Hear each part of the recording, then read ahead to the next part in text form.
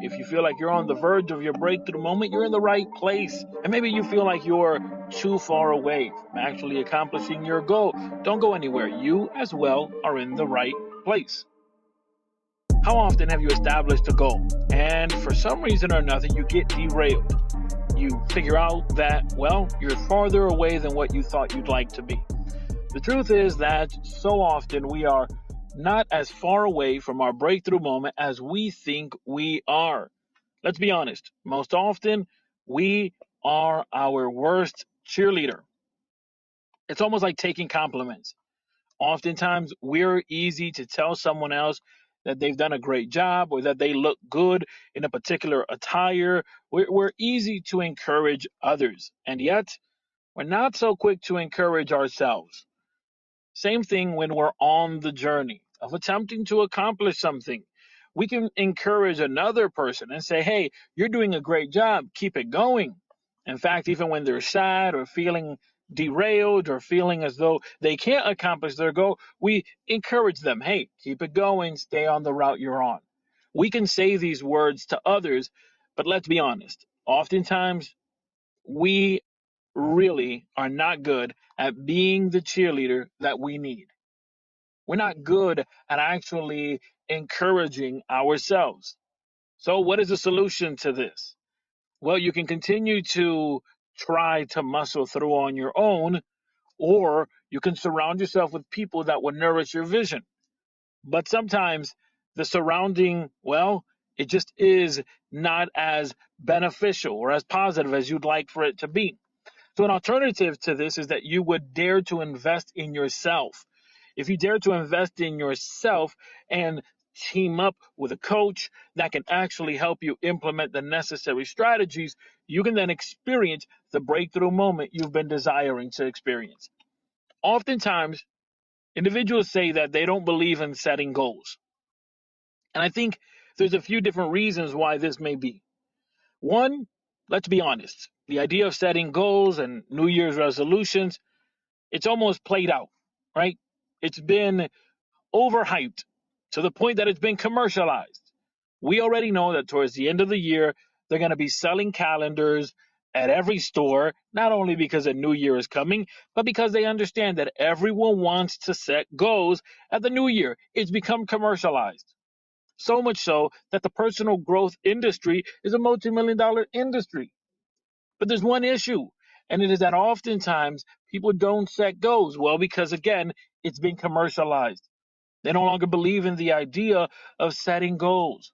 They no longer believe that it is something that they even need to do. There's another side to this. There are those individuals that don't set goals because every time they set a goal, they say, well, I don't accomplish it, so why waste time? Why set an expectation that isn't going to be a reality? So they don't even set up goals. They just go through the year. And as opportunities come, hopefully it'll be a good one. Hopefully it'll be one that leads to a home run. The truth is, I don't think that's a way to go either. I understand that goals have been commercialized, and I don't think that going through the year and hoping that something great comes your way is actually the way you want to live. Now, sure, there is something called providence. Good things happen that we may not be able to fully explain the how, the why, the when. We may not be able to decipher. We know something great is at work, but we may not be able to actually pinpoint how this is happening, how this turnaround is taking place. Providence is real. I believe in providence. Some may even call it dumb luck, where it just so happened that this moment opened up. But regardless if you believe in providence or if you believe in dumb luck, the question is, why would you want to live leaning on that, using that as a crutch? I'll wait for providence to kick in, or I'll wait for dumb luck to kick in. I'll wait for the moment that I hit a home run so that when they ask, how'd you do it? I can say, I don't know. I just swang for the fences. That's not a way to live. So maybe you don't want to set goals, or maybe you think it's been commercialized and you don't want to take any part of that. Very well. There's something here that I want to present to you. And this, an idea that's used in the business world. It's called the desired future state. I think you're going to like this, especially if you don't like the idea of goals. Desired future state, while typically used in the business world, I think it's applicable to everyday people like you and I. What desired future state establishes and focuses on is the long term vision of an organization. Again, this comes from the business world, but I think it's applicable for people like you and I. Desired future state focuses on what the long term vision is and not setting a desired future state. Well, it's going to put you in a position that you will not be able to pivot.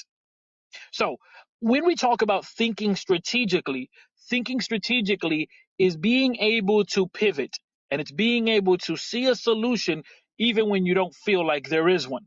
That's what it means to think strategically. Or, as it's been said time and time again, it's thinking outside of the box. Of course, the only way to think outside of the box is to actually be in it, which means that you would have to think beyond your borders. You would have to think beyond the limitations. You would have to think beyond the current state in which you find yourself in. Well, this only happens based upon the level of exposure or conversation. Because as you engage in conversation, engage in talks, what happens is that you gain better perspective. And as you gain better perspective, you have better tools in order to be able to pivot and in order to be able to also see a solution where you don't feel like there is one. All right, I want to make a quick confession here. I am not a life coach. No, I'm not a life coach because I'm a personal growth strategist. A personal growth strategist can help you think strategically and establish a strategy in the face of adversity. Maybe you're ready to go to the next level, but you don't see the starting line. You have a hunger and a drive inside you, but you feel like there's a fog that surrounds you. The responsibilities of every day bog you down, making it much more difficult and complicated to even start or feel as though you can start. A personal growth strategist not only allows you to define the starting line, but they help you have a breakthrough moment. Head over to MiguelLebron.com. That's MiguelLebron.com, where today you can set up a free 30-minute strategy session. So no, I'm not a life coach. I'm a personal growth strategist, and I want you to have a breakthrough moment. But let's go back to this desired future state. Because what desired future state does is that it allows you to build in your mind a vision of where you're going to be long term, 5 years from now, 10 years from now. And the idea is that you would write out this story. If you were an author, you would write out the story, the character is you, and what you're writing is where you intend on being in 5 years, in 10 years. I know this is something you probably did when you were in school, when they ask you, where do you see yourself in 10 years from now or in 20 years from now? Back then, we were so naive, filled with hopeful wishing and imagination that we did not know the difficulties that we may encounter on the journey. We were too dumb to know. It just is what it is. But now that you have the perspective you have, using that perspective, using the lessons you've gained, it's time for you to have a desired future state. And the objective here is simple. You're going to write a story where you are the main character. Write out a scenario in which where you would be in the next 5 years, where you want to be in the next 5 years. The desire has to be clear, right? It has to be clear on what it is that you want to accomplish and the state by which you will be in.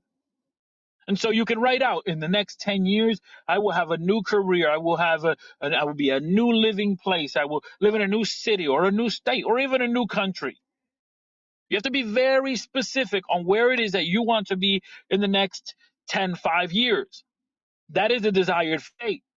Now, why do you want to be so specific in this particular story that you're writing? It's because once you get clear on what that story is, then you can change the story you're telling yourself. Because here's the thing, Often we tell ourselves a story that is not a positive one. We tell ourselves a story that we are defeated, that we are no good, that we can't accomplish. We tell ourselves a story that is just not beneficial and it does not align with who we want to be and where we want to be. So as you set down your desired future state, you begin to rewrite the story that you have told yourself. Another thing happens that as you lay down this desired future state, you also can now ask yourself, if that's where I want to be in the next 5 to 10 years, if that's where I want to be, what is it that is required for me to do, or who do I have to become in order to get there? Again, this is an alternative of if you say, I don't like setting goals. Okay, initiate with your desired future state. Where do you want to be in 10 years? Where do you want to be in 5 years?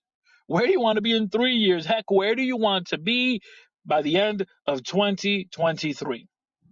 Desired future state looks at the story we're focusing on long term.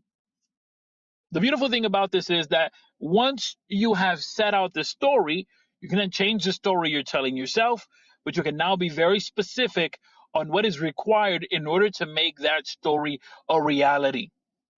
It isn't enough for me to sit down and dream of a world where I have $1 million. I have to be specific. How am I going to gain those millions of dollars? Where are they going to come from? They're not just going to fall from the sky. It's likely that someone isn't going to knock on my door and say, Mr. LeBron, yes, that's me. Yes, sir, we have $1 million for you. Like, that's not going to happen. So it would require for me to get as clear as possible when I write down my desired future state. So as you write down your desired future state, where you're going to be in the next 10 years, get as clear as possible. And no, this isn't a task that you can do in 5 seconds. Again, you want to be intentional with what you're writing. Hold yourself accountable with what you're writing. Who do you want to be? What do you want to do? Where do you want to be? What do you want to be involved in? One of the ways for you to initiate this writing is to decipher, is to discern, is to understand your core values. Because if you understand your core values, then you can properly place direction to your life. And oftentimes we don't know where we're going because we don't know what we stand for.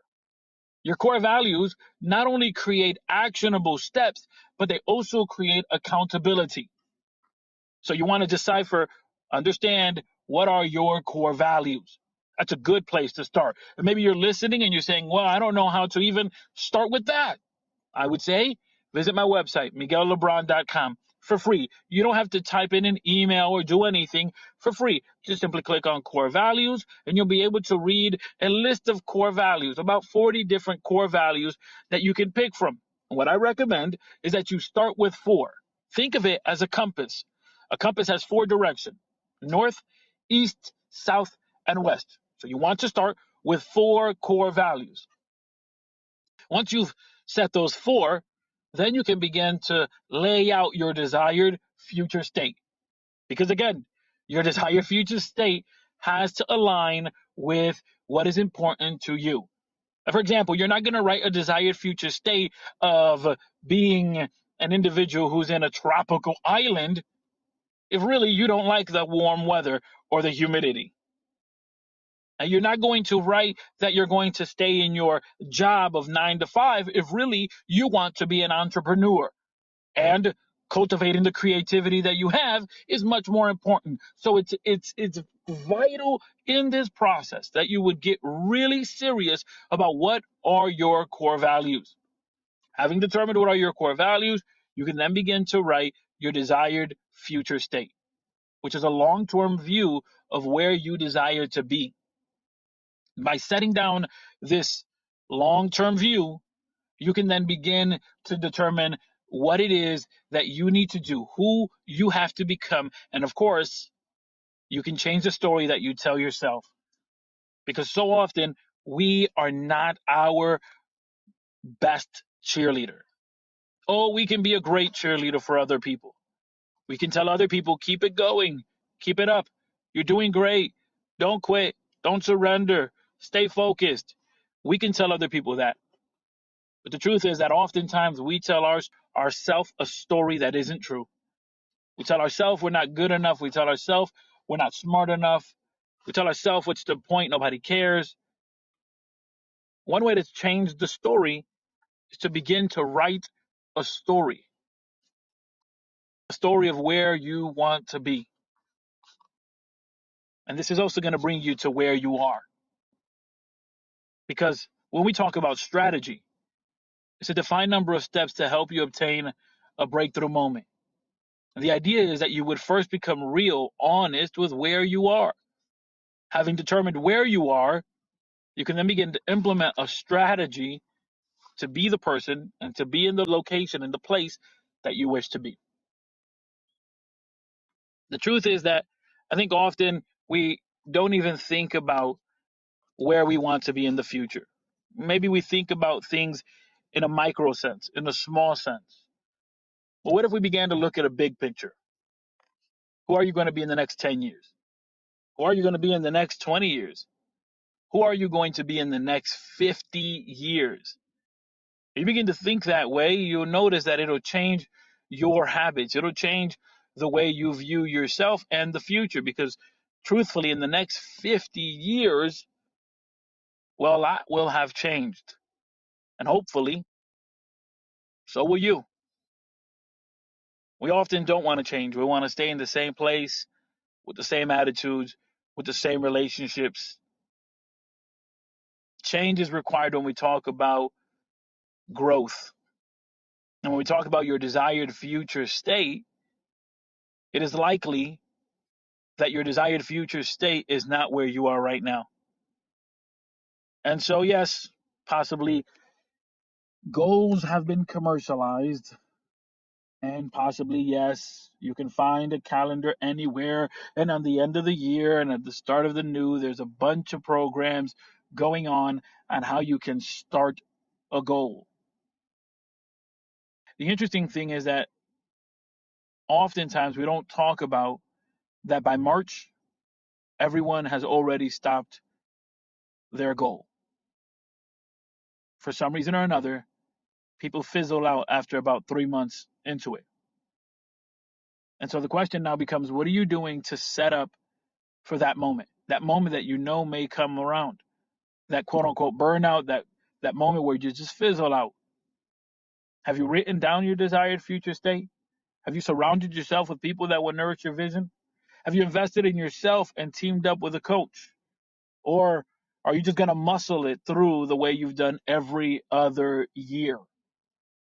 I'm sure you've heard about the famous definition of insanity.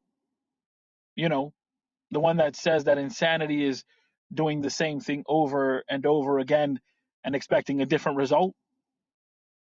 If that's the true definition, you and I, and many of us, have often acted insanely when it comes to actually setting goals because we do the same thing every year and we don't get not an inch closer to becoming the person we want to be.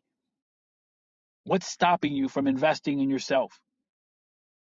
What's stopping you from trying a different strategy than what you've tried before? Whatever it may be, it should not be greater than the desire to actually succeed. It should not be greater than the desire to finally see the summit. It should not be greater. And so I encourage you to choose your fear. Are you more fearful of succeeding and what that means? Or are you more fearful of staying stuck in the same place? And if you have difficulty on seeing what success looks like, you can simply write down a desired future state. If all things were equal, where would you be in the next 10 years? And sure, your objection may be, well, things are not equal. Sure, they're not. But that doesn't mean that you can't do the necessary work to be the person that you want to be and to be at the place, at the level in your life that you want to be. And one good way, again, to actually discern this is to get clear on what your core values are. Your core values, another way for you to talk about your core values or say core values is non-negotiables. These are the things that I will not negotiate on. I will not violate these things. When you get serious on your non-negotiables, you're able to push beyond the mundane, beyond the difficulty, beyond the giants and dragons. And if you feel alone in your journey, I want to encourage you. Head over to MiguelLebron.com or use the details in my bio in the show notes if you're listening on Strategy Rewind, and let's set up a free 30-minute strategy session. There's no reason for you to try again with a strategy you've done before, knowing the end result is not the one you're looking for. Thank you so much for being connected. For those who are listening on the Wisdom application, thank you for being part of this live. For those who are listening through the Strategy Rewind podcast, please consider downloading the Wisdom application. I don't get no money or kickback if you do it, but I encourage you to do it so that you can be part of the conversation as we go live on the Wisdom app. Hey, thank you so much for being connected. Please consider leaving a review on the Strategy Rewind podcast, as that helps to build further awareness and spread the message. Surround yourself with people that will nourish your vision.